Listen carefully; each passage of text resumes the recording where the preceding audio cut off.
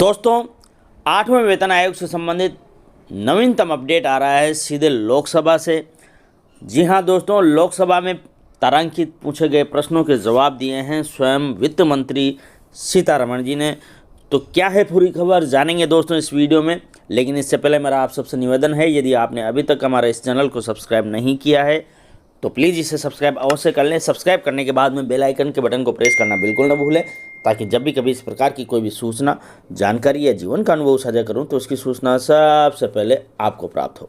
तो यह है दोस्तों लोकसभा में पूछे गए वो प्रश्न जो कि कंगना रनौत और सजदा अहमद लोकसभा सांसद महोदया ने 17 मार्च 2025 को पूछे हैं। सबसे पहला प्रश्न ये पूछा गया है कि क्या सरकार ने केंद्र सरकार के कर्मचारियों के वेतन और पेंशन में संशोधन के लिए 8वें केंद्रीय वेतन आयोग का गठन किया है। तो इसके जवाब में वित्त मंत्री महोदया ने बताया कि सरकार द्वारा 8वें केंद्रीय वेतन आयोग अर्थात सीपीसी का गठन करने का निर्णय लिया गया है। तो यहाँ पर जो प्रश्न पूछा गया है उसके आंसर में जो वित्त मंत्री महोदया ने जवाब दिया है उससे यह अर्थ निकाला जा सकता है कि अभी हाल फिलहाल वेतन आयोग का निर्माण करने के लिए या वेतन आयोग का गठन करने के लिए केवल निर्णय लिया है सरकार द्वारा, परंतु अभी सरकार द्वारा 8वें केंद्रीय वेतन आयोग का गठन नहीं किया गया है, गठन करने का निर्णय लिया गया है। दूसरा प्रश्न ये पूछा गया है कि यदि 8वें वेतन आयोग का गठन किया गया है तो आयोग के विचारार्थ विषय और सरकार को इसकी रिपोर्ट प्रस्तुत किए जाने की निर्धारित समय सीमा सहित तत्संबंधित ब्यौरा क्या है।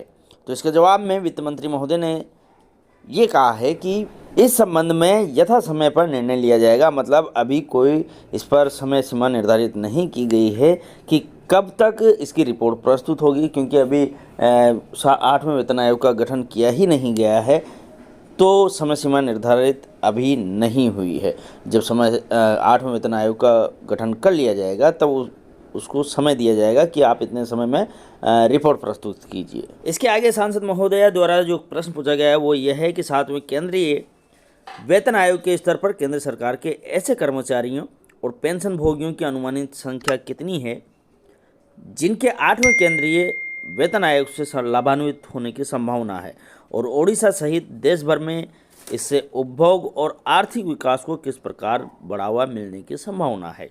तो इसके जवाब में सीतारमण महोदया ने बोला है कि केंद्र सरकार के सिविलियन कर्मचारियों और पेंशन भोगियों परिवार के पेंशन भोगियों की संख्या क्रमशः लगभग 36,57,000 दिनांक 1 मार्च 2025 की स्थिति में ये संख्या बताई जा रही है।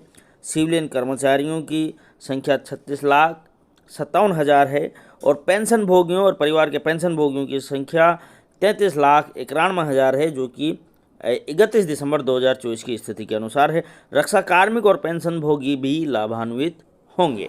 जब सांसद महोदया ने पूछा कि क्या 8वें वेतन आयोग की सिफारिशों के कार्यान्वयन से सरकार पर वित्तीय बोझ बढ़ने की संभावना है, यदि हाँ तो तत्संबंधित ब्यौरा क्या है, मतलब वित्तीय बोझ कितना पड़ेगा, इससे संबंधित ब्यौरा प्रस्तुत करने के लिए सांसद महोदया ने पूछा। तो इसके जवाब में वित्त मंत्री महोदया ने बताया कि 8वें केंद्रीय वेतन आयोग द्वारा सिफारिशें किए जाने और सरकार द्वारा उन्हें स्वीकार कर लिए जाने पर 8वें केंद्रीय वेतन आयोग की सिफारिशों के वित्तीय निहितार्थ के बारे में पता चलेगा।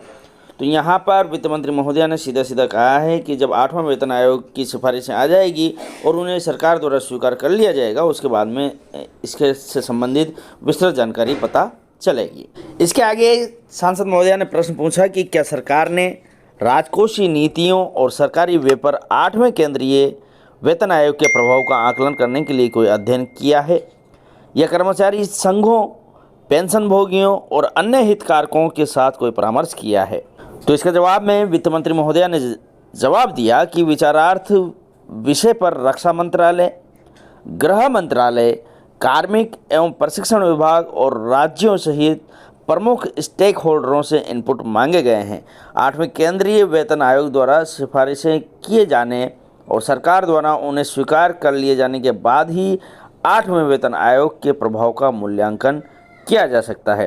तो दोस्तों, 8वें वेतन आयोग का क्या प्रभाव पड़ने वाला है, इसका मूल्यांकन तभी हो सकता है जब 8वां वेतन आयोग सरकार के द्वारा लागू कर दिया जाएगा या उसकी सिफारिशें सरकार के द्वारा मान ली जाएगी। तो ये थी दोस्तों सूचना, तारांकित प्रश्न जो कि 8वें वेतन आयोग से संबंधित थे, उनसे संबंधित जानकारी।